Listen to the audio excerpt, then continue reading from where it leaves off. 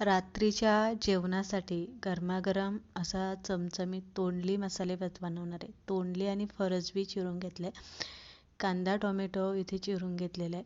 बासमती तांदूळ 2 वाट्या धुवून घेतलेला आहे. आलं लसूण हिरव्या मिरच्या पुदिना खोबरं आणि कोथिंबीरचे देठ हे आपण इथे घेतलेले आहे.